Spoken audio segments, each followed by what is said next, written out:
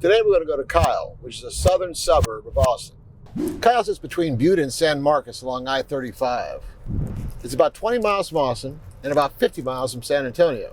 The population of Kyle was about 28,000 back in 2010, and it shot up to almost 46,000 by 2020.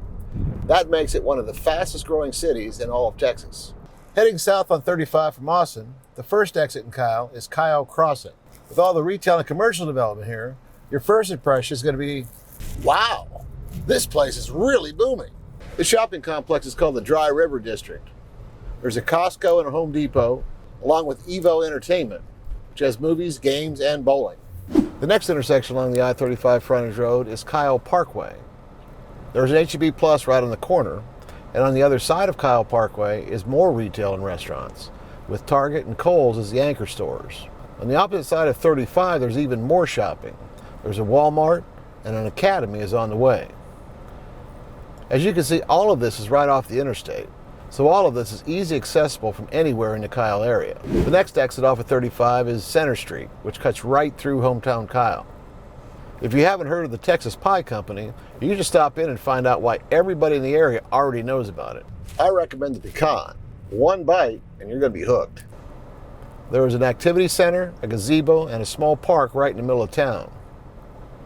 There are some older houses right outside this downtown area and a couple of newer developments. But most of the new build communities are on the other side of 35, and we're going to look at those in more detail later in this video. The good news about living in Kyle is you're only about 30 minutes from downtown Austin, and the cost to buy a house here is a lot less expensive. The bad news, though, is the primary way into Austin is I-35, and it has some serious congestion issues. There is a $1 billion construction project currently underway, but right now, the construction actually makes that congestion a little worse. It's really bad during the peak times, but you can pretty much count on bumper-to-bumper slow-moving traffic almost any time of the day, every day of the week. You'll probably figure this out after you lived here a while, but even though 35 is the most easily accessible route into downtown, there are alternatives. If you're on the west side of 35, you can take 1626 up to Mopac, which will take you all the way into downtown. If you're going north, you can take the 130 toll road, and that's going to bypass all of the downtown congestion. Even though the distance might be a little bit longer, the posted speed limit is 80 miles per hour, and I personally have never seen congestion on 130. Let's go back to that Dry River Shopping District off the Kyle Crossing exit. Heading south on the I-35 service road, you're going to go past Starbucks, and then that Willie's restaurant. Once you pass the gas station, you're going to see the Plum Creek sign. If you turn there, you're going to be on Keller's Crossing. This is where that Dry River Shopping District is located. If you stay on Keller's Crossing for about 2 miles, you'll come to the Plum Creek North development. This is the new section of Plum Creek, and there are several builders in the area who offer various floor plans. Just so you understand how all this is connected, this is where that H-E-B Plus is located, which we looked at earlier. Both Keller Crossing and Kyle Parkway run directly from the interstate to the Plum Creek development. As I said, Plum Creek North is the new section, and Lennar is the primary builder here. They're going to have the most homes and the lowest price points. Some of their entry-level floor plans are under $300,000. There will eventually be close to 1,000 homes in Plum Creek North. And as you can see, Lennar is actively building, and there is plenty of room for future home sites. On the opposite side of Keller's Crossing is the older section of Plum Creek.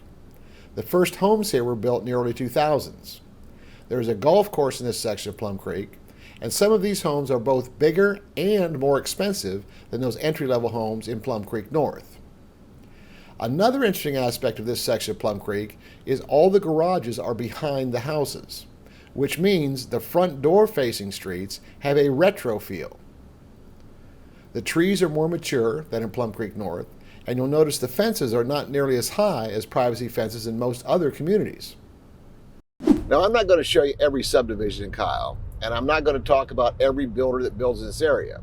But what I would like to do is show you examples of the range of homes that are available here. I've already touched on some of the entry-level options in Plum Creek North. A brand new house under $300,000 is the lowest price point in any area in the Austin metro.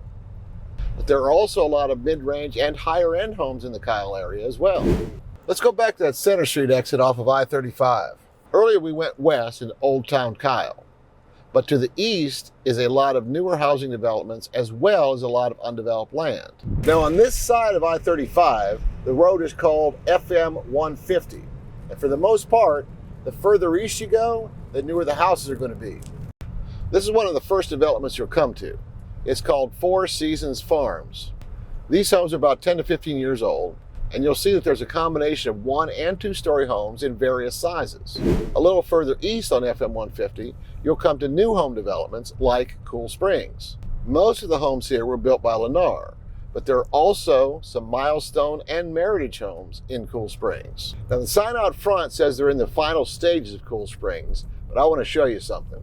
This is the backside of Cool Springs, and you can see that right across that little 2-lane road is a huge site. Most of the roads are already completed, and there's a lot of home sites ready to be built on. Most of the homes on the east side of 35 are going to be in that low to mid-range price range, which means they're going to start around $300,000, sometimes a little bit less, but they're going to max out around $5 million.